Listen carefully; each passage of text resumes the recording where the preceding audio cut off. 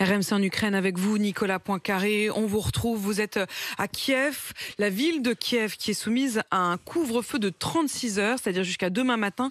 Le maire de la ville l'a imposé en évoquant des conditions de sécurité. C'est un couvre-feu très strict. De quoi il s'agit exactement ? Alors effectivement, il s'agit d'une interdiction totale de circuler à pied ou en voiture dans Kiev. Ça a commencé hier soir à 20h et ça sera au moins jusqu'à demain matin. Donc on s'attend ici à une journée effectivement où bien absolument personne ne circulera. Alors pourquoi ?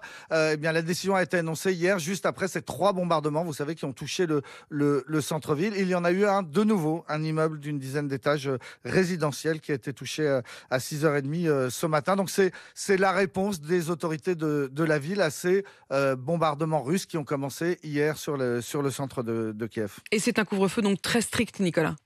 Alors, strictement rien à voir avec ce qu'on a pu connaître pendant le Covid en France. Pas question de sortir son chien, pas question d'aller faire un petit jogging, la moindre course non plus, puisque 100% des magasins sont fermés, y compris les pharmacies. Et on a bien fait savoir à la population que ça n'allait pas rigoler. Quiconque sera trouvé dehors aujourd'hui sera au mieux plaqué au sol, arrêté, ou pire, c'est-à-dire qu'on lui tirera dessus.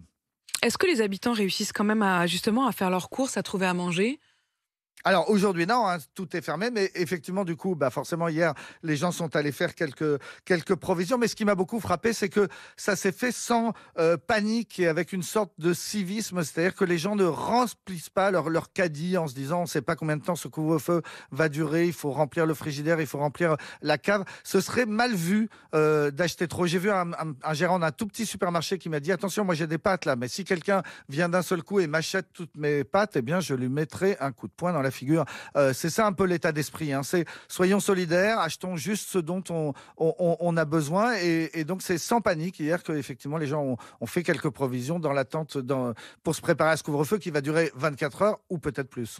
En fait, il y a une économie de guerre. Oui, alors c'est ça qui est très surprenant.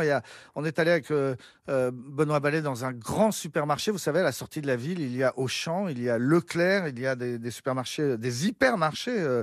On s'est rendu dans un qui s'appelle Novus, qui est un local qui fait 6000 mètres carrés, absolument énorme. Et il ne manque de rien. Vous avez tout. Vous avez des fruits, vous avez de la viande, vous avez des produits congelés, vous avez de la saucisse, du pain. On nous a présenté les boulangères qui travaillent. Alors simplement, effectivement, tout le monde s'est adapté à la guerre, c'est-à-dire que certains fournisseurs sont dans des zones qui ne sont plus accessibles, eh bien il a fallu en trouver d'autres. Tout le monde travaille beaucoup plus. La directrice du supermarché nous a dit qu'elle travaillait presque 24 heures sur 24 depuis 3 semaines, qu'elle n'avait pris aucun jour de congé, qu'elle dormait sur place. Voilà, les gens se sont adaptés pour arriver à ce résultat très surprenant, qui est que le supermarché, eh bien, il fonctionne de façon tout à fait normale. Il y a aussi une fierté à dire que les prix n'ont pas augmenté, que nous ne sommes pas des profiteurs de guerre, disent bien les commerçants. Et le résultat, eh bien, c'est que la ville reste debout et la ville n'a pas peur pour l'instant de se retrouver affamée. Ça rassure énormément les gens de voir ces rayons de supermarché qui sont tout à fait pleins.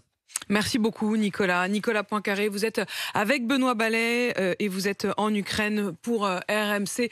Prenez soin de vous.